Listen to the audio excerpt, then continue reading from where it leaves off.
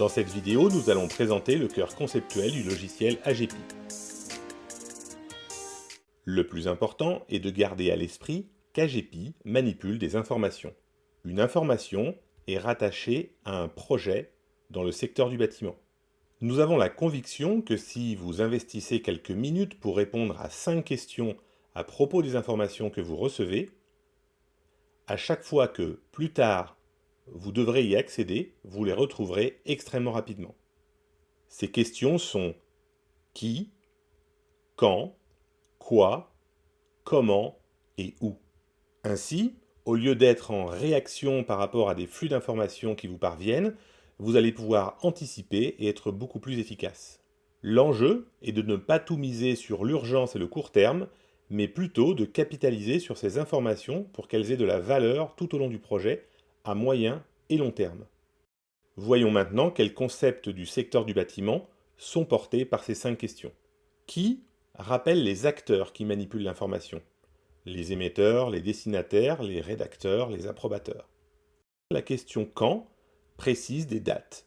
Ces dernières sont très importantes car les chantiers peuvent se dérouler sur plusieurs années. Quoi précise le type de l'information que vous êtes en train de manipuler. Un devis, une facture, un plan, la photo d'une malfaçon. Comment vous informe sur le niveau de détail, quelle est la précision que vous allez trouver dans le document. Il s'agit de la phase, au sens de la loi MOP, à laquelle appartient l'information. Esquisse, avant-projet, direction d'exécution des travaux. Où précise la localisation. Ce n'est pas où j'ai stocké le PDF de la facture sur mon serveur de fichiers. Non, c'est où se passe, sur le chantier, l'information qu'on est en train de manipuler. Vous venez de recevoir le plan de la rampe d'escalier, elle est destinée à être installée à la cave, donc la localisation, c'est la cave. Cela va avoir plusieurs intérêts. Lorsque vous allez vouloir explorer une partie du chantier, vous allez pouvoir facilement extraire les informations relatives à cette partie, mais aussi, dans un futur indéterminé, de permettre d'associer toutes ces informations à un jumeau numérique en 3D pour naviguer visuellement dans les informations. Voyons maintenant comment vous allez créer des informations, comment vous allez alimenter la base de données. Ces informations vous parviennent par de multiples canaux, email, courrier et de plus en plus par WhatsApp. C'est un peu comme faire entrer des ronds dans un carré.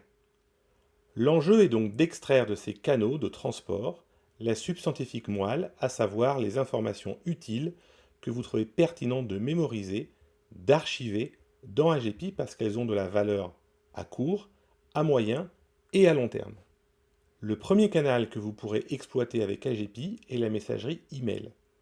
Le simple fait d'affecter un projet à un email va injecter le contenu de l'email pour en faire une information qui va être manipulable par AGEPI.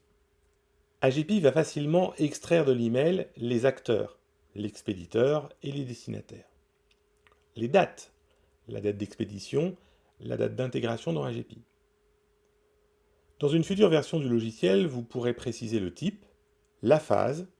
Actuellement, AGEPI vous permet d'affecter une localisation. Dès lors, c'est un jeu d'enfant de rechercher une information même plusieurs mois après. Nous sommes en GPA, le maître d'ouvrage nous sollicite car selon lui, il manque une prise de courant et il refuse d'honorer la facture. Avec les critères qui, le maître d'ouvrage, où, les bureaux, quand, janvier, on retrouve un email où il écrivait « 5 prises suffiront, on peut retirer la 6e ». Vous savez tout de la théorie, il ne vous reste maintenant plus qu'à expérimenter le logiciel AGEPI.